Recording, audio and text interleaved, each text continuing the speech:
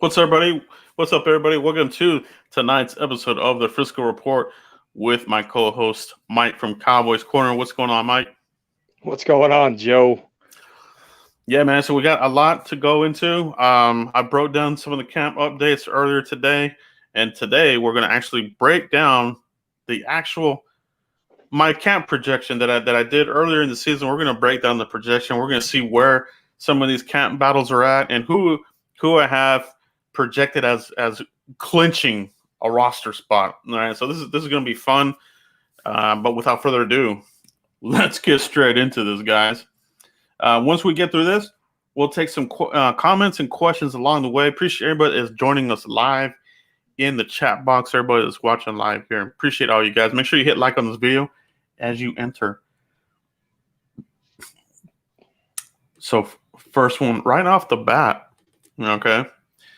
Who do I have clinching a roster spot here? And this really shouldn't be a surprise, right? But we're gonna go ahead and discuss it because this is a pretty recent transaction.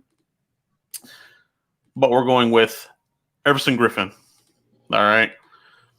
We have him as a projected winner. I have him starting opposite of DeMarcus Lawrence. You know, obviously we do have Aldon Smith. He will be in the mix, but I do have Everson Griffen as a projected winner starter, making this roster without a doubt, opposite of DeMarcus Lawrence, Mike. So what's your thoughts here on the addition of Everson Griffen?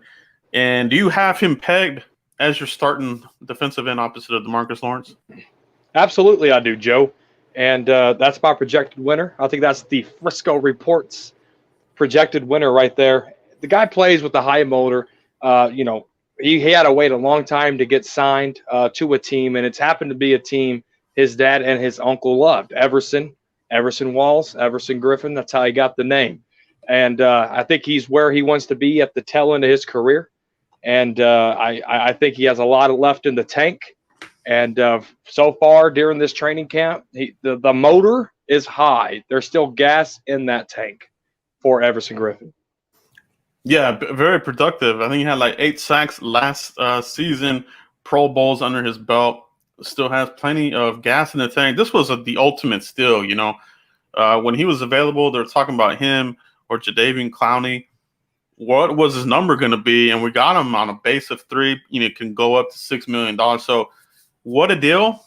What a deal. So he's definitely making this roster projected winner opposite of, you know, DeMarcus Lawrence. So that's going to be something there to watch, something to keep an eye on. I love that rotation. It's going to be a great one. The other position here that I think has locked up a starting position and a roster spot is going to be one of the guys that's been getting a lot of praise here, thankfully. And that, of course, is our boy, Trysten Hill. Okay. What a turnaround. This has been a 180, Mike. So I have him as a projected winner. Obviously, he's making this roster. So I have the 1-2 punch there, making the team, making it as a starter. He's going to be, you know, basically they've said that he's going to take over, you know, that spot that Gerald McCoy left. So Mike, Trysten Hill right there, making the team, making some noise here on the roster. What's your take on Trysten Hill right now? You know, this is what the NFL is about right now. If Trysten Hill, who I got the pleasure of speaking with last year at training camp, very humble guy. He really was trying to learn under Rod, but coaches and players, they have to gel together. Rod Marinelli's coaching style is a lot different than, let's say, a Jim Tomsula, right? And Trysten Hill coming into his second year. We've been talking about right here on the Frisco Report. You don't want this guy, number 72, to be a bust because he was a second-round pick. He was our first pick just a couple of years ago.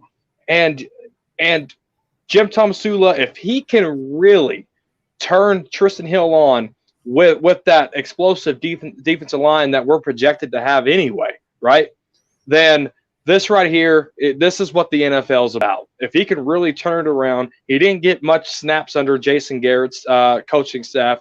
And if he could turn this thing around, which he's projected winner, he's doing great things at this training camp. It's really good things, and this is why I love the National Football League. Sometimes you got to believe in the underdog. Yeah, it's been a great story so far. The one thing I have been telling our viewers is that you got to carry this on through the season. You know, we always have to be careful about the camp all-stars, the guys that show out in camp and disappear during the season. Happens every year. Let's hope Trysten Hill is not that, and he carries that success into the regular season. If that's the case, man, we're in really good shape. You know, we talked about the middle of this defense being soft the last couple of seasons for quite a while now. It seems like ever since we went to the 4-3, it seems like, you know, they've had Henry Melton come in here. We've had you know, all sorts of players have come in here, and it's been soft, so soft. And now, you know, we're seeing some possible light at the end of the tunnel, Mike. Yeah, and it's great things, because who's right behind him? Neville Gallimore, right? So Yeah. that you're going to have two young high motors playing at that position. It's going to be exciting to see. Yeah, absolutely. Let's take a look at my pre-camp defensive line projection, Mike. Let's take a look at this and really break this down and see where we're at right now on the defensive line across the board. All right. So this was my pre-camp breakdown. All right. Lawrence, Crawford, Armstrong, Alden Smith, Joe Jackson, Bradley Anae, Neville Gallimore, Dontari Poe, Gerald McCoy, and Trysten Hill. You know, so this was pre-camp. Gerald McCoy has been waived, so he's no longer in the mix, Mike. So looking at this list right here, are they going to have a 10th defensive lineman, or do you think they go 9? Because they haven't filled that McCoy defensive tackle spot yet. So what's your thoughts there on that? Are they going to go 9 or 10? They're going to go 9, right? Because Trysten Hill is stepping up, and you still got Gallimore right there. But the linebacker core right now, they're playing at a high level too. And Francis Bernard from, I think, what is he from Florida? He's turning on the Jets. You know, he took every opportunity, whether it was virtual meetings and on the field play, and you just got to make room for Francis Bernard. And when you do that, you're even going with 10 defensive linemen or 9 defensive linemen, you can load up at that linebacker position. It's going to help so much on this defense, because Sean Lee's not durable. How's Leighton Vander Esch's neck going to hold up? Jalen Smith, you know, God forbid there's an injury there. So you want to protect yourself at that linebacker position. I would go 9 and get Francis Bernard on that football team. Yeah. So again, this is the pre-camp look right here. This isn't the, you know, what we're going to – obviously, Everson's not on here and McCoy is on here. So that's what we're looking at here, guys. So Gerald McCoy, you can probably plug him in and fill that spot with Everson Griffin, okay? My question for you, Mike, is how well do you feel about Joe Jackson and Dorrance Armstrong? Are they still making the team? Any question marks there with those two guys, Joe Jackson or Dorrance Armstrong? You know, it's funny you say that, because I haven't heard a lot of things come out of camp. I really haven't heard a Armstrong or a Joe Jackson at all during this whole camp, and I don't know if it's because the big spotlight CeeDee Lamb's bringing and the big plays Francis Bernard is making over there, and Trayvon Diggs. So I don't know what's going on with those guys, but right now it's quiet for them. So there could be question marks. So that's a great point. Yeah, so there hasn't been. There's been zero buzz from Joe Jackson or Dorrance Armstrong. So I wonder, have they really fallen down that depth chart? You know, and it is pretty deep now. You have DeMarcus Lawrence, and you do have Alden Smith, Everson Griffin. So I almost feel Dorrance Armstrong, is he going to be your default backup to DeMarcus Lawrence? And it almost feels like that's where they're at. Or Bradley Anae, he's also in that mix as well. So we'll keep an eye on that. You know, that last year they carried 10 defensive linemen, you know, a mix of defensive ends and defensive tackles. We'll see what they do there. All right. Yeah. Let's take a look at the next position here. And I have another projected winner to clinch a roster spot, Mike, and that's going to be this boy right here, this bad boy. All right, and this is Francis Bernard. We just talked about him. So out of Utah, played there with Bradley and I, obviously undrafted free agent, but has a knack for the football. You know, he had some interceptions there at Utah. He's always in the right place at the right time. Not the fastest, but he's a big hitter, very violent player, along with Anai. These are violent players. Even Lakey Fotu. I mean, that Utah defense in 2019 and a couple years, solid, very stout against the run, and they would get after the quarterback. And we got two of those guys on our team. So, Mike, Francis Bernard, I have him as a projected winner as far as making this roster, okay? And honestly, I have him taking the position Justin March's spot. And that's where I think he's going to take over. What's your thoughts on Francis Bernard here, Mike? Well, my thoughts can go on for this whole show about Francis Bernard, but to just sum it up, Joe, this guy's making plays, right? And I just talked about the depth of this linebacker core, and Sean Lee on the back end. This could be his last year. Van Der Esch's neck, can it hold up? Which, he laid out Tony Pollard today at training camp. And, Leighton Van Der Esch, he has more free will to hit gaps and holes instead of being back in coverage. So that's really going to help him too. But Francis Bernard, he could potentially work his way in to be a starter and probably bench Sean Lee. Seriously, because that's how great this guy's playing in limited opportunities too, Joe. Yeah, he's looking good, man. Looking very, very good. I think he's somebody that you could lean on. If you get a little bit thin there with injuries, especially with Sean Lee, Joe Thomas will probably fill that position, but you still need depth behind these guys. So Francis Bernard, a great candidate to make this team. I have him as a projected winner roster spot. All right. Let's take a look at my camp 2020 depth chart.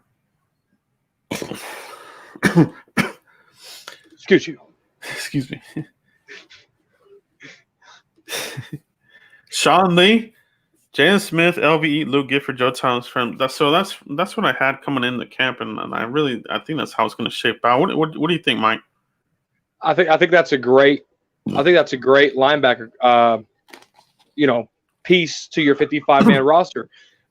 Joe Thomas can play special teams, right? Because that's Luke Gifford could play special teams. Francis Bernard can play anywhere you ask him at the linebacker or in special teams, right? So Bones Foster really wants to protect themselves on that special teams level. And this linebacker core, you have your starters and you have your special teamers that can make plays on both sides of the ball. I think that linebacker core right there is really a six-headed monster.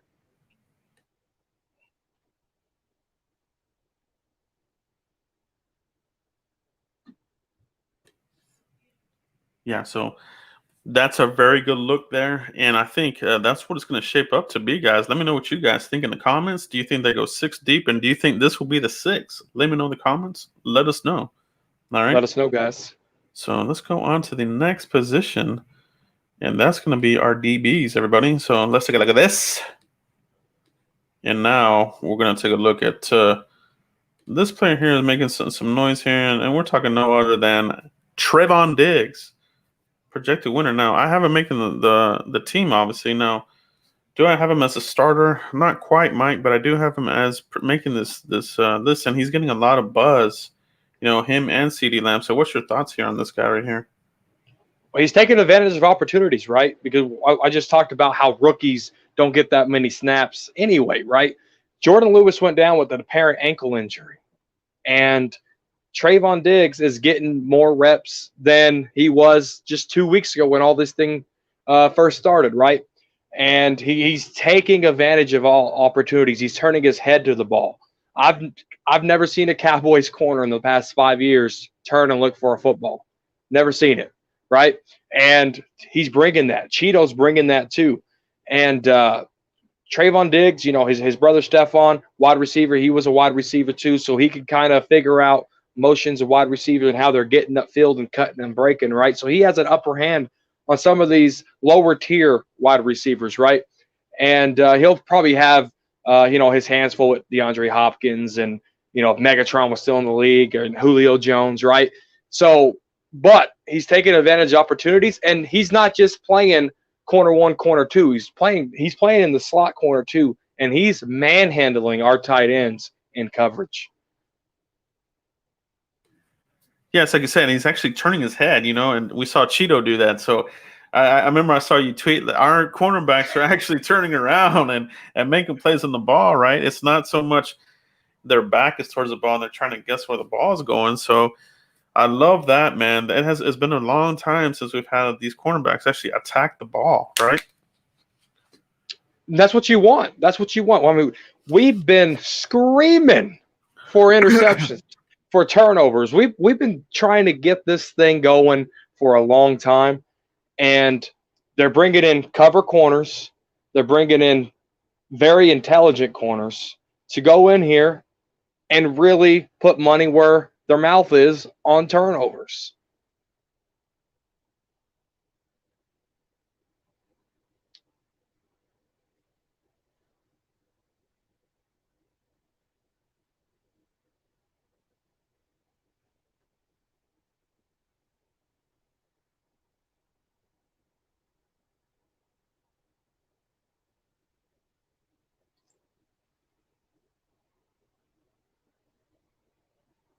Sorry about that. I was on mute there.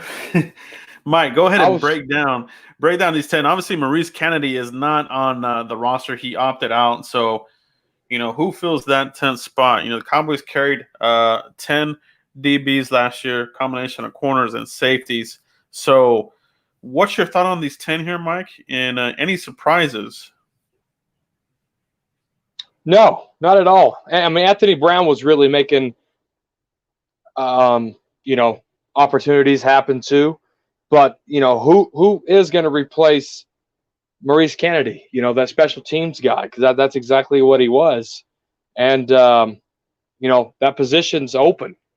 And I don't want to hear Earl Thomas. You know what I'm saying?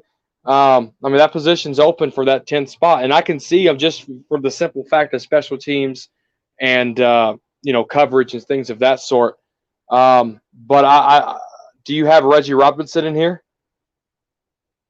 Yeah, you do. Okay, number 5, Reggie Robinson right there. Yeah, so I mean it's wide open. What do you think, Joe? Yeah, it'll be interesting. I honestly Worley. don't think Worley. Yeah, Worley, he'll be in there. So I think you switch out Kennedy for Worley. So yeah, Worley, I think they like his flexibility. He's got that size. You can bounce him, into safety if you want to. But he's physical. He's started some games in this league with the Raiders, and I believe it was the Panthers, and pick and pop. This is not in any kind of order from best to to least. This is just your 10. Okay, so let's get that clarified there. So it's I see Anthony Brown there. He may start, but Trayvon Diggs, Mike, he's just looking the part. That's why I have him as projected winner. And he could be projected winner as far as your day one starter against the Rams.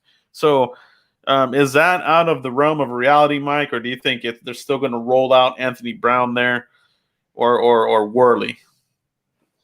I think you're going to go with Anthony Brown. Worley's on a 1-year deal. Anthony Brown just signed that low, cheap, extension, right? So you got years invested more in Anthony Brown. So you want to know what you got in your investment.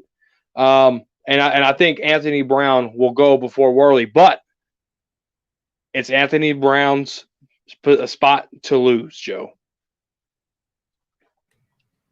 Yeah, I agree with you there. So let's move on to the wide receivers. Okay. Let's take a look at this, everybody. And if you like this content, hit like, everybody. We do appreciate you checking out the content. Hit like on the video if you would, please. Let's take a look at this. All right, this pumps me up, man. And we're talking about CeeDee Lamb, projected winner, making the roster. I also have him projected starter. Okay, slot, can move him on the outside. What's your thoughts here on CeeDee Lamb, Mike? Love it. Love it. Right.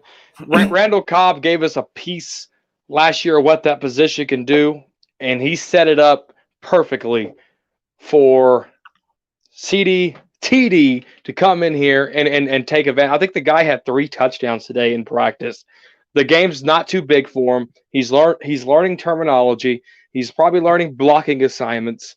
They got him playing everywhere. X, Y, slot, you name it. The CeeDee Lamb is playing everywhere, and it's just that extra piece for Dak Prescott. And I'm telling you right now, Amari Cooper said it first, 3 1,000-yard receivers. I can't see why that don't happen, Joe. Absolutely, man. I think it is possible. And the options that you're going to have on offense. This is like a kid in a candy store for Mike McCarthy and Kellen Moore, right? You're talking about Amari Cooper. You can move him in if you want. You can bounce out CeeDee Lamb, and they're going to do that.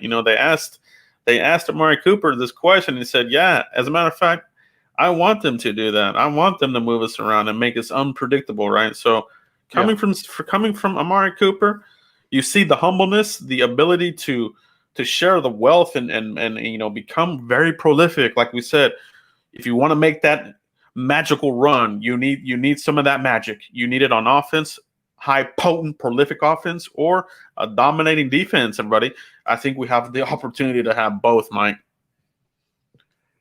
That's what you want, though. And then of course you got Zeke Elliott there too, right? So you got balance on offense. Like like the Chiefs' offense is very explosive, right?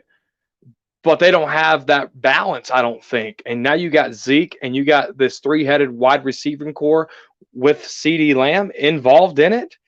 I think this offense was number 1 last year, and I don't see how they lose that number 1 spot.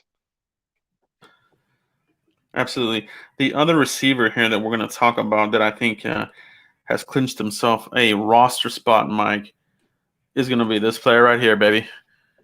One that I didn't really think he was in the mix, but wow, this guy's making waves and quickly moving up the depth chart, and we're talking about no one but this guy right here, Cedric Wilson. All right. So Cedric Wilson, Mike, I have him a projected winner as far as making the team. I also have him projected as that number 4 receiver. Now I think the battle begins and ends there after him. Okay, so let me know what's your thoughts here on Cedric Wilson. Do you think that he does make the team? Where do you like him on this roster right now? I like him at number 4, Joe. I really do. I like him at number 4. The only thing that's pegged this guy is injuries. We know the talent's there, and if he can stay healthy, he has to stay healthy. And he's like I talked about Trysten Hill taking advantage of opportunities, right? Trayvon Diggs taking advantage of opportunity. This guy, 4 and 5 is wide open. He's taking advantage of opportunities, but the only thing that can stop Cedric Wilson is health. That's it, Joe. I like him at number 4. I want him at number 4, but he has to stay healthy. That's true. That is straight up facts. I totally agree with you. It is health.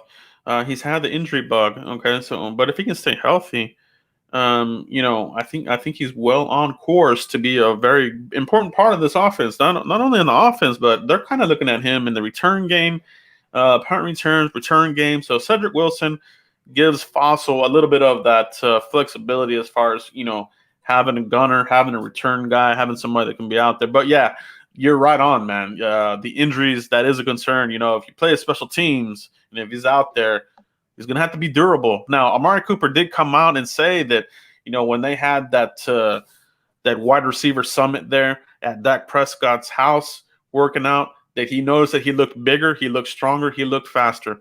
And they didn't say that about him last year. So for Amari Cooper to come out there and speak like that about Cedric Wilson kind of makes it seem like he really wants to take that next leap, Mike. Yeah, and he wants to. He was a part of being at Dak's house practicing on Dak's 50-yard football field, right? So I mean, he's learning this playbook. He's taking advantage of that of those reps that he's getting. And, he's been putting in work with the veterans on this football field, learning this new offense. And he's looking good. I can't lie. Cedric Wilson is looking really nice out there, Joe. What's your thoughts on the number 5 now, Mike? Who's that number 5 receiver? John Vea Johnson is somebody that I was my pet cat. I think injuries plagued him too. But I like to see Devin Smith there, and because Devin Smith, what was he, a former second-round pick with the Jets, and injuries been plaguing him too. But he had one good score against the Washington Redskins, I think week 2 or 3, whatever it was. But it's a toss-up for Johnson and Devin Smith. Yeah, so guys, what we're looking at here is my pre-camp projection. Okay, this is not so much what we're looking at right now. So pre-camp, I had Cooper, Gallup, Lamb.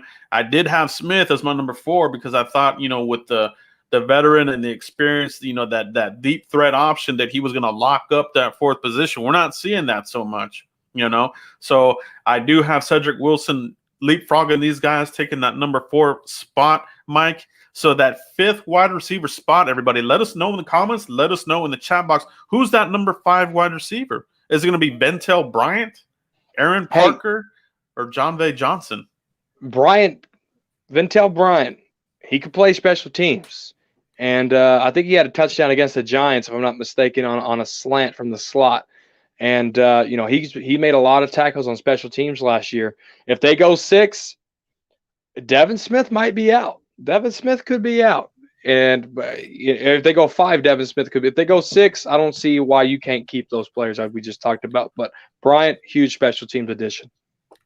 And the ship has sailed on Noah Brown, right? I mean, not getting any recognition, not doing anything out there. You don't see any. You just don't see his name. And like we said before, there aren't enough reps, and you're seeing the battle play out. Okay, you and I talked about Ventel Bryant.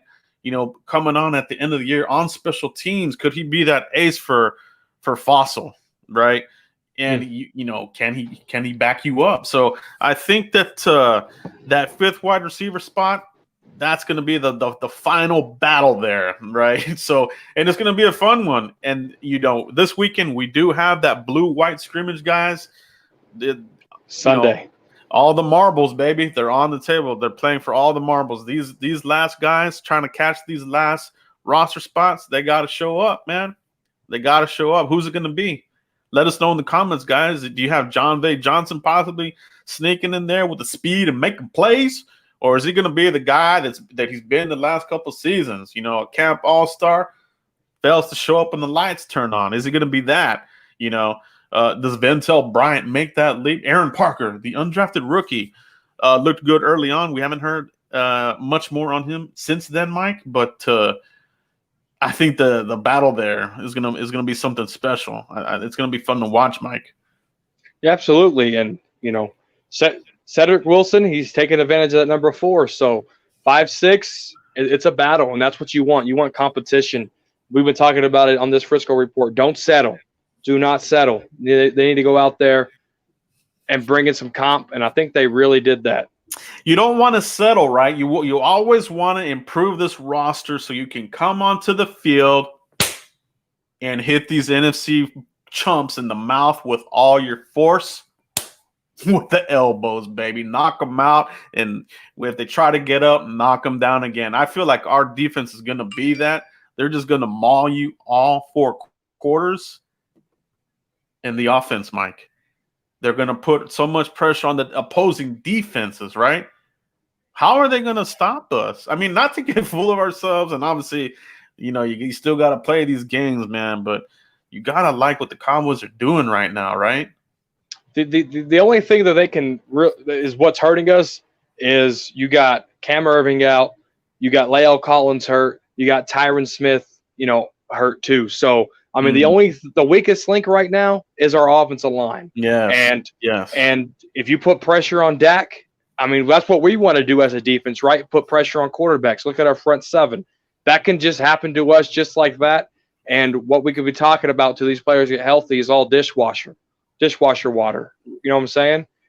But this offensive line has to get healthy because they hold everything together. That's what it is, man. Let us know what you guys think in the comments, okay? Who do you have there as that X factor? All right. We're going to move on towards the tight ends, Mike. There's not much battling going on here, but it is something that we're going to talk about. And we're going to talk about these guys right here, okay? So this was my pre-camp projection. Blake Jarwin, Blake Bell, Dalton Schultz. All right. In my opinion, it doesn't seem like there's going to be a big mix-up of a change here. It looks like it's going to be these three guys. You know, I know a lot of people like Charlie T. And, McEwen. You haven't heard anything about McEwen. I think you got a lot of good, practice squad candidates, which I think is really good. But, Mike, 3 tight ends, are these the 3 that are probably making that team there? I think it is. And, Dalton Schultz, right? I always talk about it's not how you start, it's how you finish. And Dalton Schultz was dropping balls left and right at the start of camp. And he's really coming on, making some great catches out there, keeping both feet in bounds. He's really coming along. Now, remember, this guy was only thrown to 9 times at Stanford, and he didn't drop any balls. He was 9 for 9 in his entire career at Stanford, right? And he was a blocking special teams guy. But I think it's not how you start, it's how you finish. And this guy is really coming on strong and making that case for that third wide receiver spot. And I like Dalton Schultz coming out. I remember when there was talks about Rico Gathers or Dalton Schultz, right? And Dalton Schultz is still here.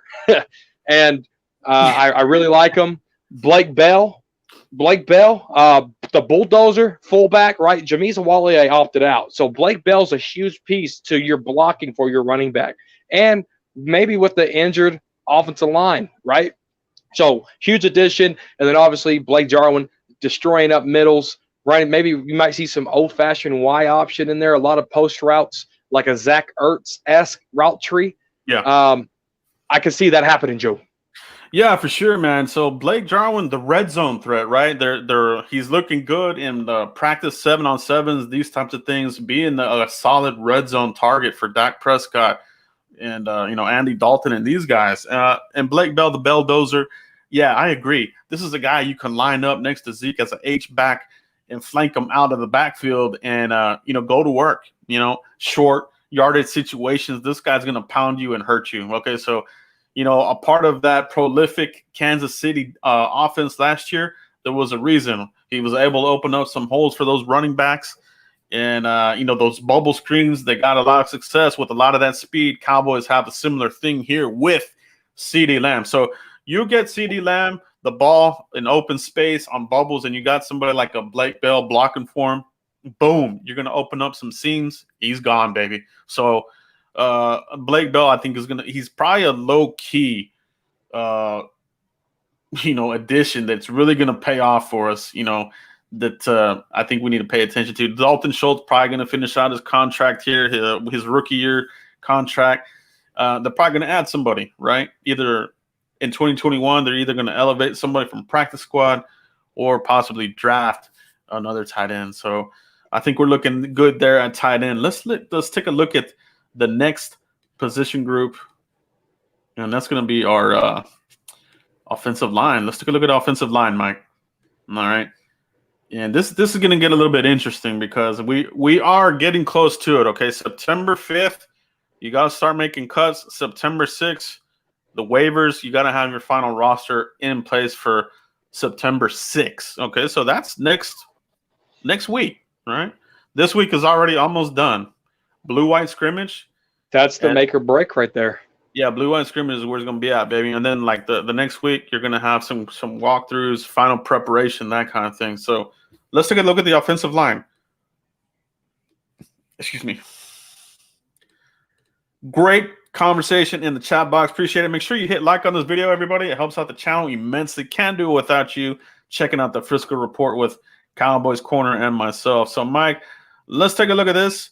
Like I said, guys, this is my pre-camp projection. All right, so let's take a look at this, Mike. Tyron Smith, McGovern, I had him projected as the left guard. Okay, now we're starting to see that Connor Williams is looking the part. right? He's looking like that's going to be the left guard. Looks like they're going to go with him. The veteran experience looks like it is going to be, Connor Williams, and Connor McGovern is going to possibly settle for a swing guard and depth. He can give you depth at center as well. Joe Looney had him as a center, Mike. Zach Martin, right guard. Right tackle, Lyle Collins, Mike. Let's talk a little bit about Lyle Collins there.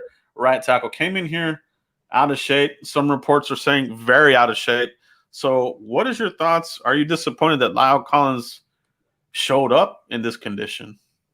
I am, right? Because you got players taking this stuff seriously, right? Dak Prescott built a football field in his backyard. Players are going there working out, staying up and top on conditioning and health and eating habits and etc. There's no room for this, and unfortunately, he got in the car wreck too.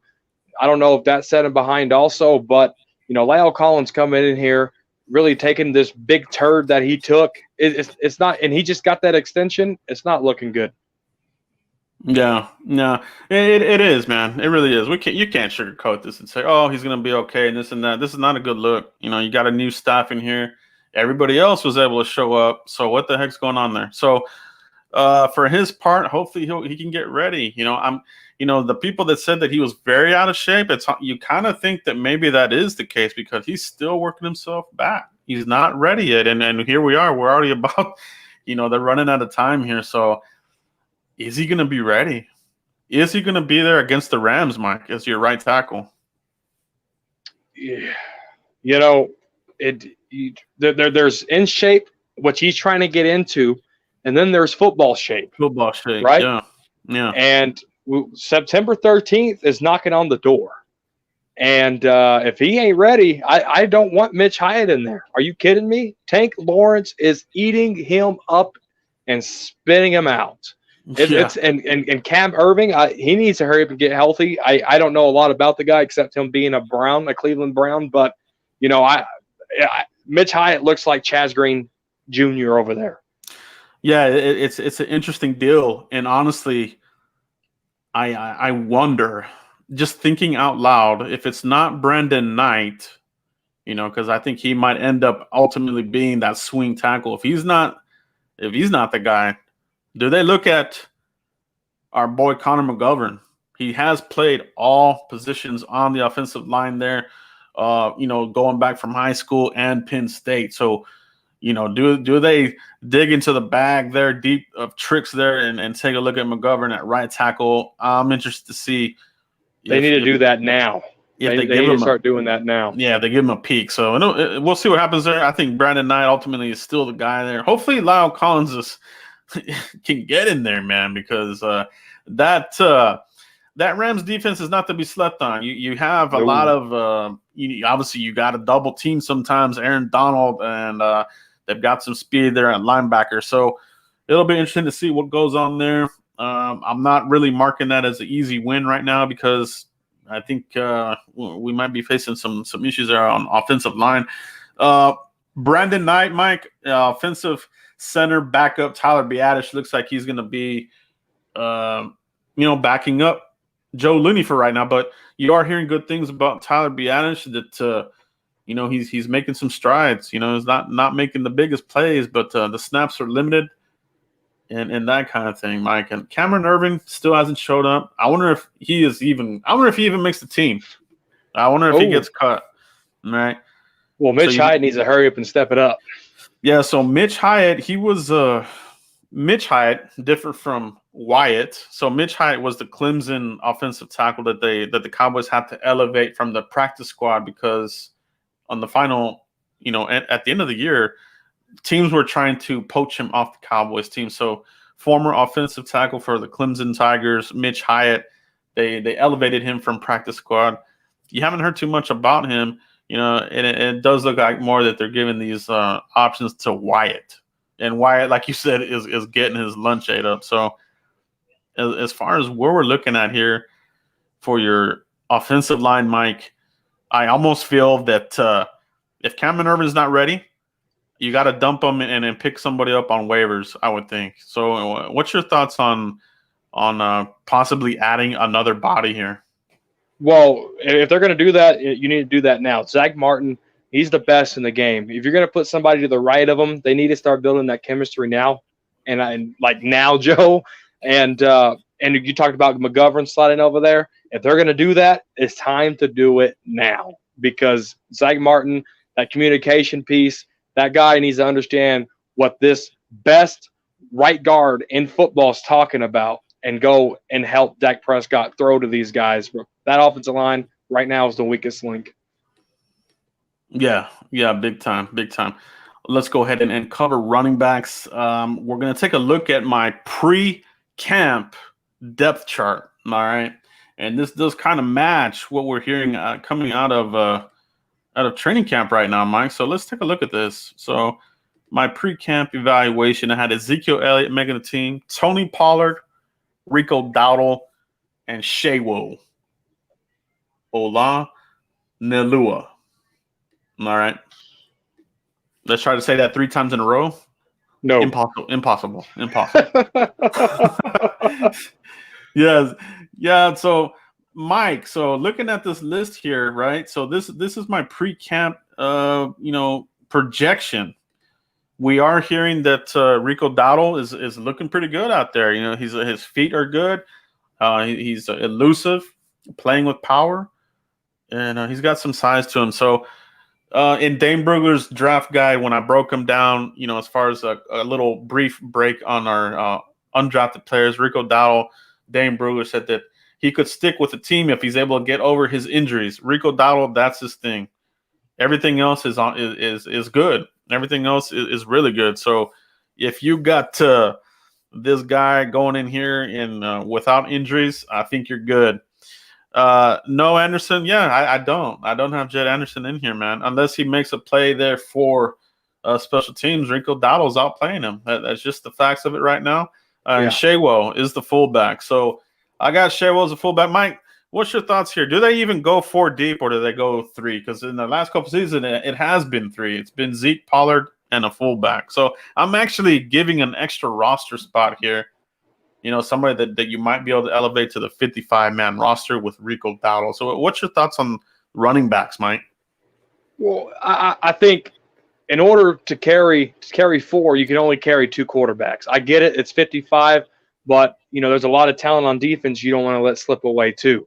So, Rico, I think you could put him at the practice squad and kind of stash him, because what's good about – the only really good thing about not having preseason games is you don't have other teams – that have film to study on how they're learning NFL football, right? So you can stash Rico on the practice squad and bring him in, God forbid an injury or something to 21 or 20, right? But I think they go 2 running backs and a fullback, and they can bring Ben DiNucci into that quarterback spot. Yeah. And that's what we're going to break down next. We're going to take a look at the quarterbacks, right? And so this is the last position group. And after this, we'll take comments and questions, guys. Appreciate everybody that has joined here live. Everybody in the chat box, appreciate your commentary. Agree or disagree, we do appreciate you guys, without a doubt. Absolutely. Can't be here without you guys. So keep it going in the chat box. We do see the comments, and we'll get to the questions here in just a moment. But for right now, let's break this down, Mike. So I do have my pre-camp projection. Prescott, Dalton, and Ben DiNucci, Mike. And you just mentioned DiNucci there, possibly carrying that 3rd quarterback. What's your thoughts on what you're hearing in camp, and what's your thoughts on DiNucci? I'm hearing Dak Prescott, Andy Dalton really going neck for neck on some really great throws, and Ben DiNucci coming along. If you watch training camp live today on DallasCowboy.com, you'll see a lot of good, accurate throws in the middle to a few wide receivers and tight ends there. And, Ben DiNucci, he's a project, 7th-round quarterback. He met Mike McCarthy on an elevator before, and, that's how they known each other. They're both from Pittsburgh. But I like it. You got to develop somebody. Andy Dalton's here on a 1-year deal. Get Ben DiNucci developed to back up Dak Prescott. Yeah, absolutely, man. They do like DiNucci. He's actually showing a very active arm, and they like his wheels. He's made some plays, running the ball with some of the spread option. So I think that if you get in trouble and you want to execute, your game plan, I think DiNucci would be able to execute it. Obviously, they wouldn't go with him. It would be Dalton, but I think the future could look good. Could look good for DiNucci. They do have Dalton on a short-term deal. It's a 1-year deal, right, Mike, on Dalton? Yeah, 1-year deal. So Dalton's on a 1-year rental. He's going to try to, possibly go somewhere else. Now, he is local. He is a TCU Horned Frog, so maybe he wants to finish out here in Dallas and he'll re-up for a couple years and be Dak's, backup. So we'll keep an eye on that. But McCarthy spoke very highly of DiNucci here during camp. He has a little bit of a connection with him. You have to believe that, they're going to want to keep continuing to cultivate that relationship, right, Mike? So yeah, absolutely. Yeah, so there we are, guys. We got a lot of projected winners as far as making the roster. Really we covered the guys that are really making a lot of noise. Everson Griffin, he's playing, he's doing this thing, man. Everson Griffin's looking the part. He's looking that part. So you gotta love that. All right. Yeah. Guys, let us know what you think in the comments here. Who do you have on the bubble? Who do you think makes the team? Anybody like that? Any questions in the comment box? We'll go ahead and start taking them now. Let's see what we got here going on here, Mike. Let's check it out. I do appreciate the super chats. Tavis Banks, appreciate you. Let's see what he says here. All these free safeties and no strongs. That's a problem too, and outside linebacker as well with the future 3-4 hybrid. Yeah, so I think that's something that they're trying to figure out, right? I think that's why they kind of had some of these conversations about Earl Thomas. But we'll see let's see where they fall on that. Supposedly Jerry Jones said that it is his decision, not Ian Rappaport's. But we'll see what happens there. But I heard something about Reggie Robinson going over there to safety. Do you know what side? I guess I only got like a hint of it. Have you heard that, Joe? No, I have not heard that. If it were my guess, it's probably free. He's more of a ball hawk, and that's more of his last year. Outside of last season, he wasn't really getting interceptions. This last season, he had like 3 or 4 or something like that. He had a lot of them, so really came on strong there. And he's in the mix, so that wouldn't surprise me one bit, to take a look at him there. Let's see what you got here. All right, who is this negative Nancy over here? Let's get this person out of here. You're annoying. Let's see what we got here. Let's go to West Dallas boy. Lower subscriber, do appreciate you, bro. Joe, if the season started Sunday, are you good with the current roster? What signing cuts would you make? Okay. If the season started today, I'm worried about offensive line first and foremost. Okay. Lyle's not ready. Okay. And if he does get ready, are we talking soft tissues, right? Because we're going to see a lot of this during the season. Players that are not in football shape, and he's not. He's not even in shape, let alone football shape. So I'm really worried about that. No, we can't sugarcoat it. As fans, we can't say, "Oh no, he's going to be okay." You gotta be careful with that. So I wouldn't mind getting some more depth there, man. Especially if we're not so sure about Brandon Knight or that other option, Mike. What's your thought? What would you want to look at, Mike? Yeah, I would look at the offensive line. I just called Mitch Hyatt Chaz Green Jr. Oh my goodness. And that's very scary, right? And but I trust Joe Philbin, the offensive line coach, and Mike McCarthy not to make that not let Dak Prescott get sacked 6 times, and then you pull him in the fourth quarter with 3 minutes left of the football game. They're going to find solutions, like you said, McGovern there, but the offensive line that's what I would try to piece together and see who don't make what team and start claiming players on waivers. When they start cutting things down next week.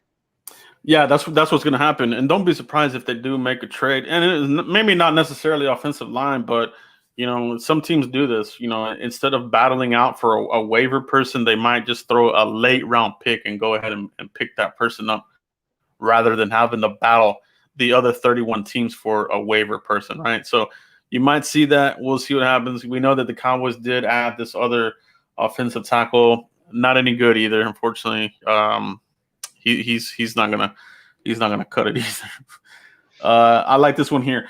Luka to play offensive line, man, I wouldn't even doubt it if he could do it. Luka is just an unstoppable beast for the Mavericks. I love him. I think he's one of your true superstars in the NBA. So love that. Randberg, Sean Lee should be on the bubble. I do agree with this. I do think that he could be one of these surprise cuts. You talk about Mike, who could be a surprise cut. I wouldn't doubt it, man. At this point, what do you think, Mike? Hey, it's a new coaching staff. They asked Sean Lee to come back, so I kind of don't see that unless he really, really had a bad camp and he stayed hurt the entire offseason. Then I could see it. But they asked him to come back. He came back, and this hybrid defense. You go back and watch Sean Lee and 2011, 2012, the guy was unstoppable. He led linebackers multiple years in interception. So this type of defense is really what he excels in.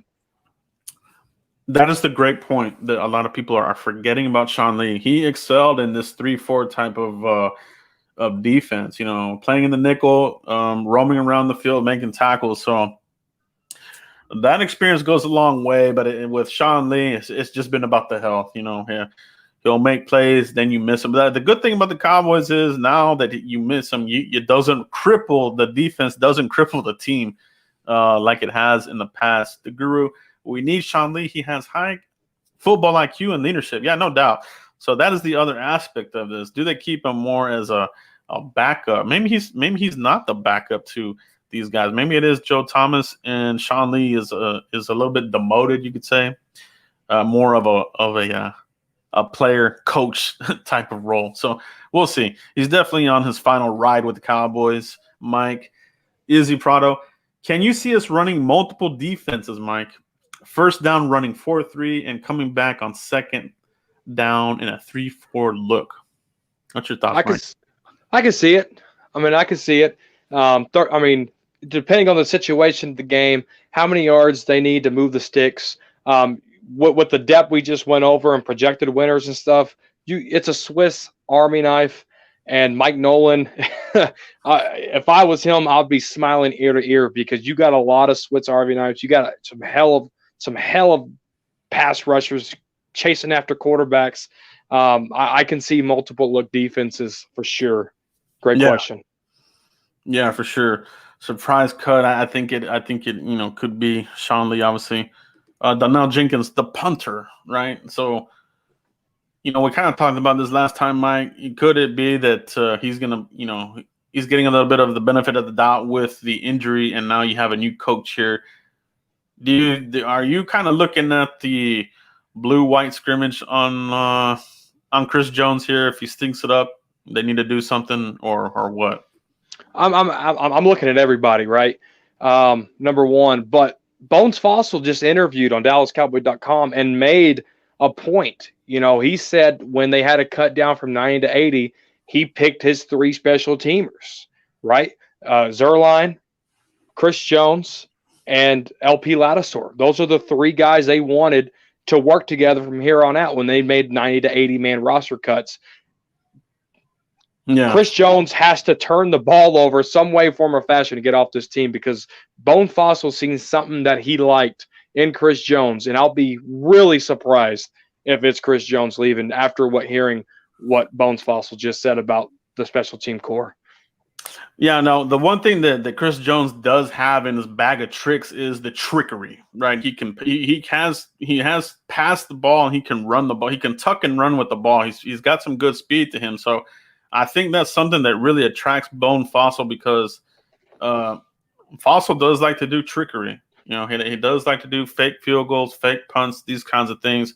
Couple that with Mike McCarthy having the balls to do something instead of punting on 4th and inches. Come on.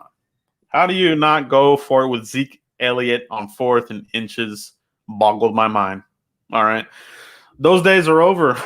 Okay. 4th and inches. Mike McCarthy's going to punch that ball through. And we've seen some fake punts with Chris Jones. I mean, the guy isn't slow. You Yeah. know, I think that's what Bone Fossil likes too. It's a great point there, Joe. Quick question here from Hoxton09, Mike. Just got in. Are we signing Earl? Mike, what's your thoughts real quick on this? No. Yeah. No, and I'll tell you why real quick. Mike McCarthy, yeah, we heard it from Jason Garrett for 9 years about the culture in the locker room, but Mike McCarthy, you look at his 10 years. I mean, the guy won a Super Bowl. He knows how to build culture. Earl Thomas is coming off a fight, really wasn't paying attention to assignments, kind of doing his own thing, lollygagging around. No, absolutely not, Joe. What you think?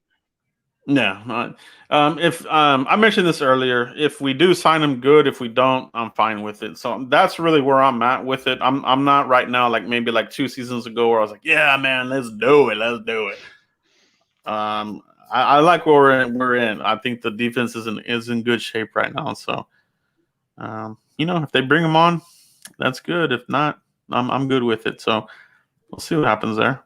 Something to keep an eye on. Keep the questions coming, guys. We're trying to get through these as much as we can. DeGuru asked later, or when we first started taking questions, how many players can you have on this year's practice squad? 16 players this year. That's pretty good. good. Make sure. Yeah, that's pretty deep. 16 players. And then, yes, it is a 55-man roster this year. No. Milton Green, Mike McCarthy said he likes what Jordan Lewis is doing. Yeah, that's definitely good news. It's unfortunate that he got dinged up. Obviously, he will make the team and he'll be in the mix, and I'm sure he's going to contribute once he's back up and running. So that'll be good to have Jordan Lewis back in the mix for sure. Who will lead the team in INTs? That's coming from Izzy. What do you think, Joe? Who will lead this defense in interceptions? Who will lead this defense in interceptions? Okay. It's going to have to be.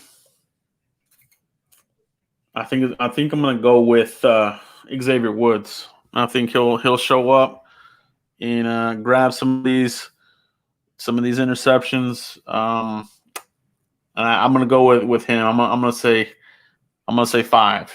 Xavier Woods. I'm gonna go with 5 too, but I'm gonna go with Chidobe Awuzie with 5 picks. Just because he did it at Colorado, and new coaching staff, new scheme, new technique. I'm gonna go with Cheeto, but I love your pick on Xavier Woods. Yeah, absolutely. Mauricio Salazar, how do you guys feel about linebackers? Injury prone with Lee, LVE, and Jalen, need depth after them. Insurance policy. Go ahead, Mike. Go ahead. Yeah, we just talked about this earlier in the show. We talked about Francis Bernard, right? Joe Thomas, these guys. I'm happy with that depth. Luke Gifford coming in, but I don't want to settle. So depth. Injury depth, potential injury depth is a concern, Joe. And but I like what Francis Bernard is bringing to the team. Sean Lee, his health history, stuff like that. Joe Thomas, the guy can play too. He's very familiar with Mike McCarthy. We got him from the Packers. So yes, there is some concern, but as long as the linebackers can stay healthy, I don't see a concern, Joe. What you thinking? Yeah, I think they're good there. Obviously, you're going to have to see more from Leighton Vander Esch, and we're really not going to see until the regular season when he does get his bell rung before we know. Okay, so now if he does come up again with the stinger again, you're in trouble. All right, because you can't sugarcoat that. If he gets a stinger again, you're going to have to look, to 2021. You can't mess with that. Yeah, you got to have a strong linebacker core. Jalen Smith works well with him, but if he's not there, if he's not helping you, we'll see, though. Let's stay positive here. LVE looking good right now in practice, looking strong, looking powerful, making play. He laid out Tony Pollard here in practice, so he already kind of tested his body, making that big play on Tony Pollard. If you missed that, go check that out on DallasCowboys.com. Laid out Tony Pollard with a big hit, so that's definitely good news there for sure, Mike. Thanks for the question, guys. That's good to see too, because confidence. I don't think he played with much confidence last year before they sidelined him. But it's good that he's playing with some confidence. I mean, he's the leader of this defense. He's calling the plays. Yeah, for sure. Randberg, will the scrimmage be live on the website Sunday? Yeah, they've done this in the previous season, so I think you can expect them to stream it again. It should be live. If it's not live, and they might have it on a little bit of a delay, but it's going to be free on DallasCowboys.com, and something to really watch. And we'll break it down here. I think, Mike, we might have a special on Sunday afterwards if you're available. We'll break it down. Yeah, we'll break it down, guys. So check back here Sunday afterwards. The winners and losers, who really made a name for themselves. We'll break it down. So come back Sunday, man. We're gonna stay busy here. You know, we've been reporting camp news, having a great time with you guys. Great questions, great conversation in the chat box. Let's see what else we got here, Mike. Okay, that is a good point, though, right? Oh, go ahead. One question, Randy Gregory, is it coming back this year, Mike? I'm just gonna say no. Yeah, for me, it's we'll see when we believe it. But then remember, if we start the season and we have our roster in place, you have to make a roster move. So then you have to have that sacrificial lamb that we always talk about. You know, would the roster be at the point where they don't want to let somebody go? I would think if they did, it would have to be one of these low-end offensive linemen. Okay, but you're getting really deep now, especially on the defensive line. You know, so it'll be interesting to see what happens there. Mauricio has a good question here. Do you guys think we will be a top 10 in defensive takeaways? That's the goal. Yeah, that's the goal. Yeah, that is the goal. Will we be that? For me, I don't know, man. It's a lot of projection, but I think we definitely have the potential to do it. You know, just because of the pressure, we're going to have a lot of batted passes, hurried passes, errant throws. Tip passes. I mean, we should. I think we should. Top 10, it's possible, man. And if you're in the top 10 with takeaways, your team should be in good shape. You should be in really good shape for the playoffs, assuming we were able to get in there, which we are all expecting. Anything less than 11 wins for me will be surprising. You know, I just don't see us losing 6 games with this roster, with this coach, with this talent that's loaded on here. Which 6 teams would beat us? We know the NFC East is going to be a battle. It always is, but they're not that good. Those other NFC East teams are not that good. But you know, I don't know, Mike. What do you think? You think what is your threshold? What would be disappointing? What would be disappointing to you? 9-7, and you got to get double-digit wins with this team. 10-6 are better. Seriously, 9-7. I mean, that's basically 8-8. I mean, that's just a wasted season, all right? And that's some Garrett numbers right there. We don't want that. 10-6 are better. You know, I mean, COVID has to hit this football team real hard. This offensive line, you know, has to really be dismantled, you know, later on in the year or something for that to happen. But like I said earlier, I trust Mike McCarthy to make in-game adjustments, right? And that's going to be key and cue for this football season for us to get 10-plus wins, Joe. Yeah, we appreciate everybody in the comments. Make sure you guys hit like on the video here as we're continuing to stream, continue to answer your questions. We do appreciate it.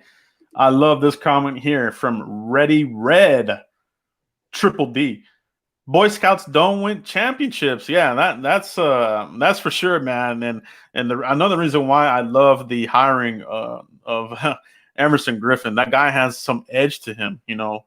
No blinking, staring into the camera, looking like a little crazy, right? But you got to have these edge players, like to have something to them. You know, you definitely can't have choir boys on this team. You won't get anywhere, you know. So I like where we're at, man. Alvin Smith's got some edge to him. Everson Griffin.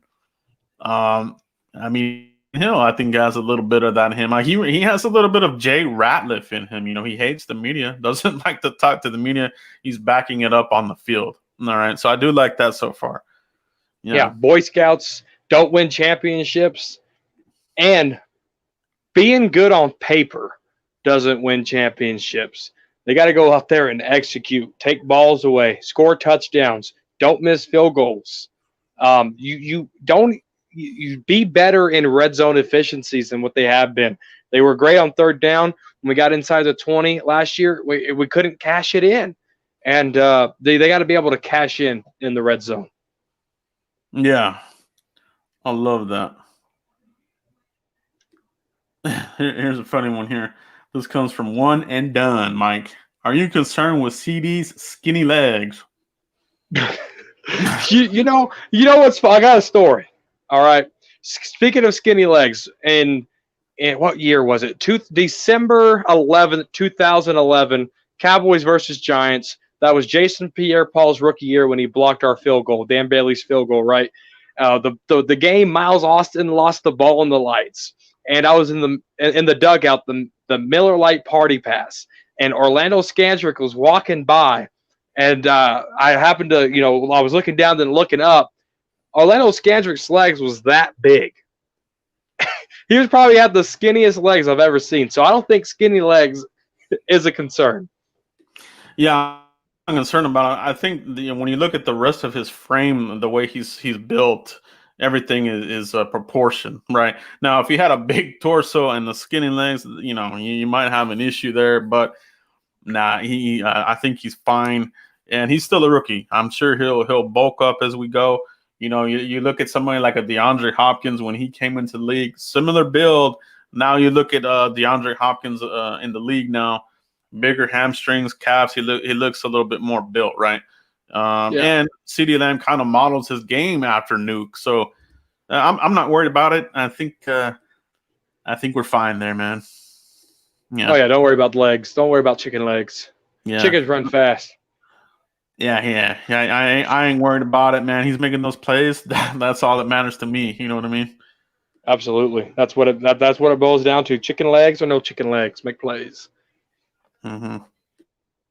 Yeah, so Al, not impressed with Dix, right? So Clinton Dix was hopeful, but what do we do if we cut Dix? Would he be a surprise cut to you, Mike? No, I wouldn't say so. I mean, he's trying to find, his groove. He was with the Packers, the Redskins, Chicago. Now he's with the Cowboys. It wouldn't be a surprise cut to me. If you cut him today, it's $2.5 million on the books that you still got to pay him for the rest of the year. But that means Joe, that Darian Thompson, Donovan Wilson, these guys pushed him out, and that's what you want. Yeah, no, that's right on what it is. It's it is a short-term deal. It's not something that cripples you.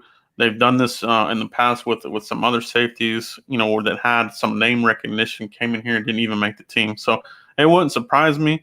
It would be disappointing. He is a former high pick for the Packers, and McCarthy has a working relationship with it. So we'll see what happens there. Darian Thompson, suppose he's playing better.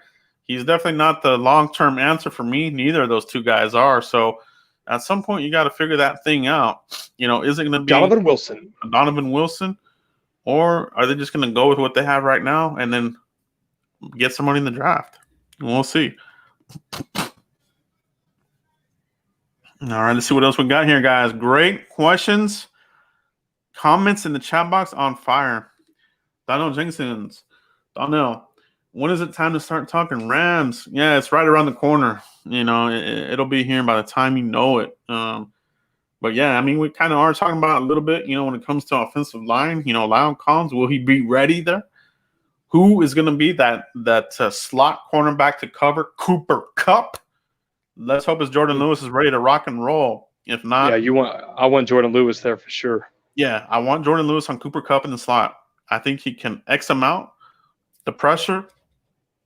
Because I'll tell you what, with Jared Goff, he has his favorites, and Cooper Kupp without him is just not as good.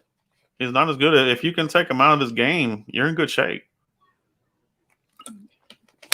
They do have a decent tight end as well. I'm not really worried about that because I think the pressure is going to be the factor in this defense. You know, if you don't have enough time to complete the passes, you're already off to a good start. I'm hoping that's what we're all hoping, right? That this new look defense is going to get it done.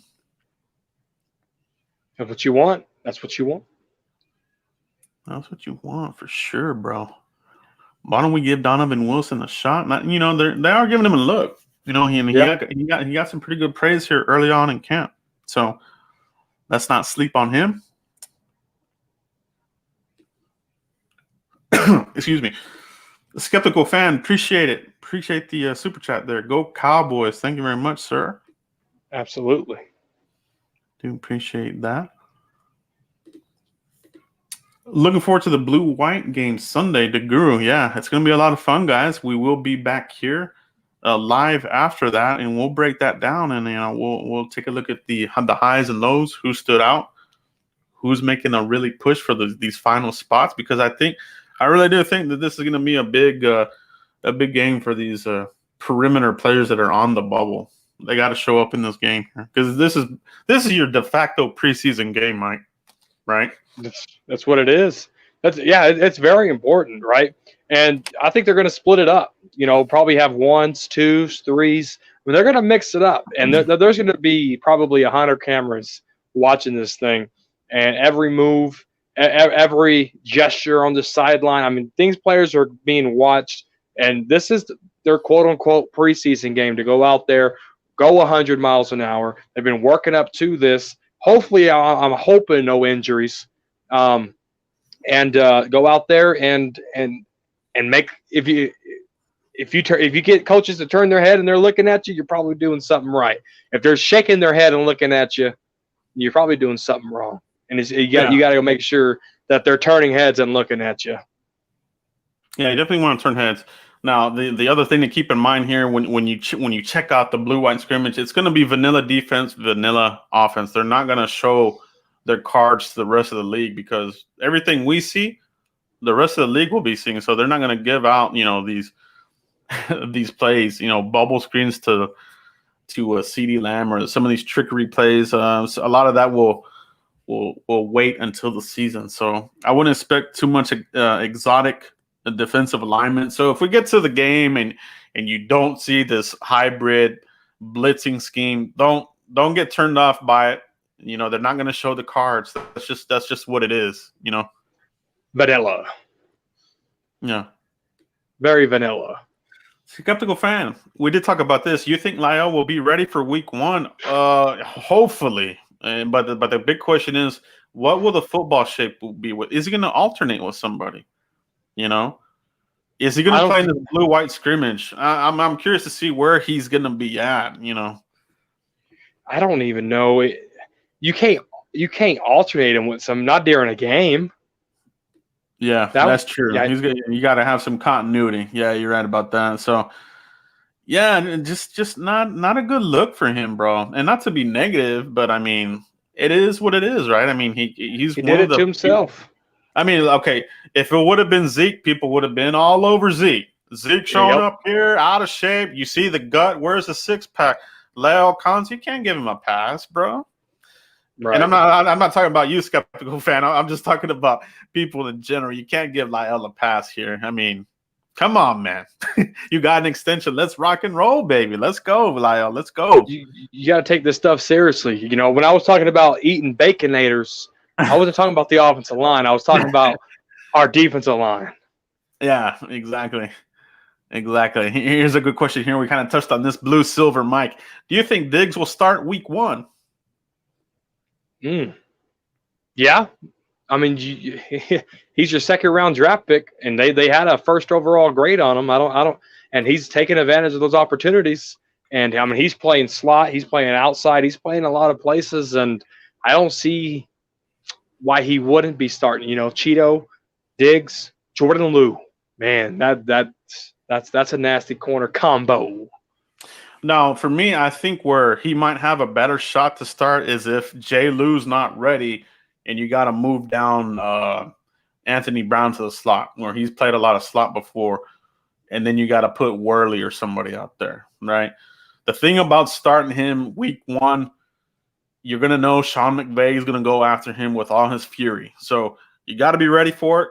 You got to have that defense ready to rock and roll and get in Goff's face. For me, Jared Goff is the type of quarterback that you can rattle. He reminds me of somebody like a Kirk Cousins. Get in his face, knock him around, and he'll start messing up. You can rattle Jared Goff. So we have the defense to get that done. So I like that. So yeah, man, it's possible. It wouldn't shock me. It definitely wouldn't shock me. I've seen this a lot in a lot of people's streams, whether it's ours or Laws and Late Night Hype and these other things. A lot of people ask about Eric Reed. He's still available. He's still a free agent, obviously. Former Panther, former 49er. What's your thoughts there on Eric Reed? What about him, Mike? No? Yes?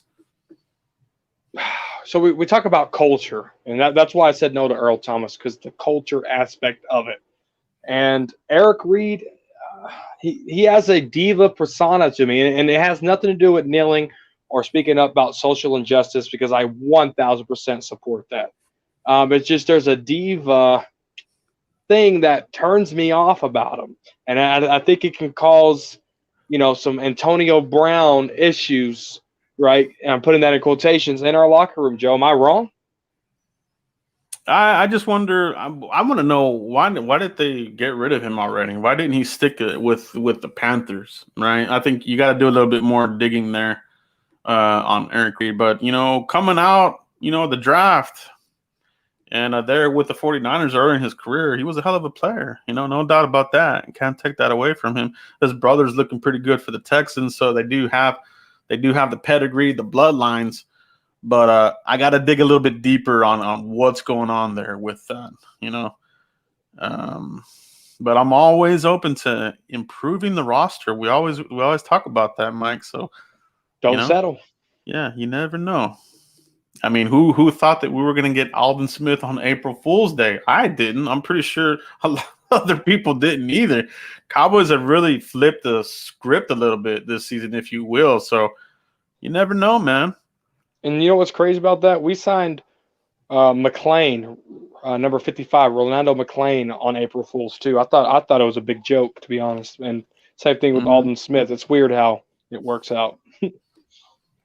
West Dallas boy going down the list of players that were complete and utter busts. Yeah, way better than Shante Carver, Gavika Pittman, and Ebenezer Ekubon. Haven't heard those names in a very long time, but yeah. Takes me down memory lane when we couldn't buy a sack. Thank God those days are over, West Dallas boy. Yeah, thank God those days are over, bro. That's crazy. I love this, man. I love when people recognize that CeeDee Lamb is killing it at camp. This comes from Kent Rock. CeeDee is killing it in training camp. Yeah, he really is. He's the real deal Holyfield, baby. So you talk about players that have that potential to be a superstar, the next superstar for the Cowboys. I'm sold on this kid. I'm sold on CeeDee Lamb being that next era of superstar for the Dallas Cowboys. I really do. He's really doing really good. That's what you want. That's why I got his jersey right here, baby. That's why I got his jersey right here. I know. And I think they actually said he was the number one non-quarterback jersey selling, or maybe number one overall. Like it's up there. His jersey is definitely up there. Hey, it took me a long time to get this thing. I think the waiting list was like 2 months. So I believe it. Al Bernard and I making the team. Yeah, we talked about this earlier, Al. Yeah, we're definitely feel that Francis Bernard. Okay, Francis Bernard. All right, let me break this down again because I love this. All right. I love this. If you missed this, you gotta check this out because we did talk about this earlier, and we're talking about Francis Bernard, baby. All right, that's where I have him. I have him as a projected winner, taking that 6 spot. I think he's going to grab that from Justin March. I really do. I'm sold on him. He's playing all over the place. He has a good nose for the ball, violent tackler.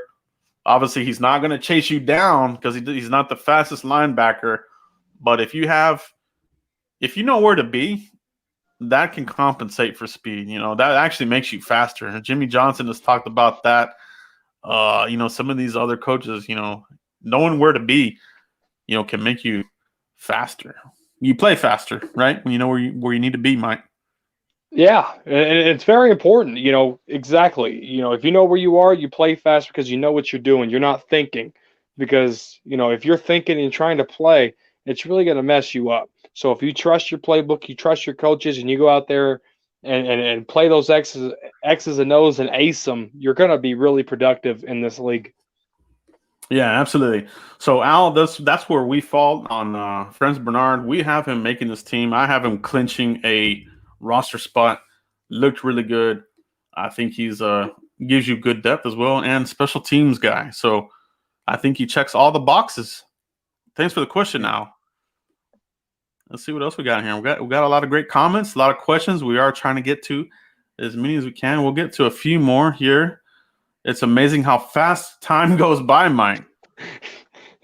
Yeah, it really is. But we're talking football. We're talking about something that we all love. Me, you, the people in the comment section that watch and subscribe to everybody that does this YouTube thing or podcast thing. It's incredible.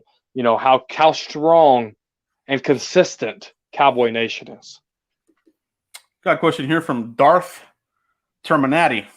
Okay, I don't know if I'm saying that right or not, but Darth, is Gallup gone next year? No, he won't be gone. This is year 3 for Michael Gallup. He's a 3rd-round pick, so he's on a 4-year deal. Now, teams can begin to negotiate after December of 2020 with these 3rd-year players.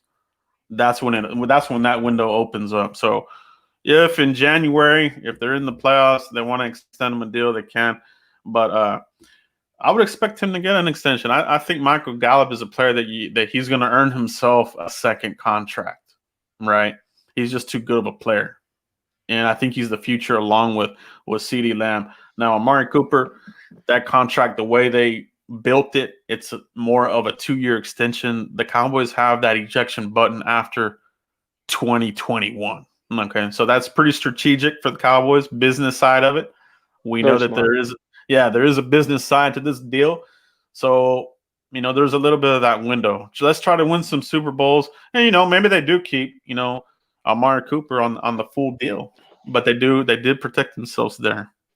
All right. In order for Cooper to stay on that deal, he has to be consistent at home and on away. You can't go missing in away games. Yeah, that was a little bit of a thing with him last year. Was it Sanjay Lal? Was it him just getting a little bit done with the Garrett era? Who knows? But he's definitely got to be all in for some of these away games for sure. Do you think Worley makes the team, Mike? Yeah, I can see that. You need that versatility that Worley brings. Corner, strong safety. You need that. I think he makes it. I'm gonna go hell yeah. Okay, so Stone Cold. I'm gonna go hell yeah. He makes a team because this team, as much as we didn't really like the previous administration, it does look like they're still going with these standards, I guess you could say, with height, size. Worley fits those boxes. They do like his flexibility. So I think he makes it. He could, in fact, even be your day one starter, depending on how injuries with J. Lou and Anthony Brown, how things shake out. I wouldn't put it out the realm that he could be starting opposite of Cheeto there against the Rams. We'll keep an eye on that one there. But, yeah, I definitely have him making the team. I will be shocked if he didn't. I'd be shocked if Worley didn't make the team.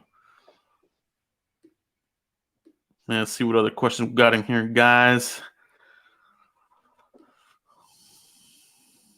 Let's see what else we got here. Great questions, guys. Izzy Prado really wants to go to the old school throwback jerseys. So would you want the Cowboys to wear the throwbacks again? White helmet, throwback uniform. I love that look. Yeah, but you can't wear two different helmets in the NFL anymore. So I wish we can go back. I do it on Madden though. I put my uniforms up like that on Madden. Yeah, I think it's a crazy thing. Now, is it the helmet or is it the entire jersey that they can't do, Mike?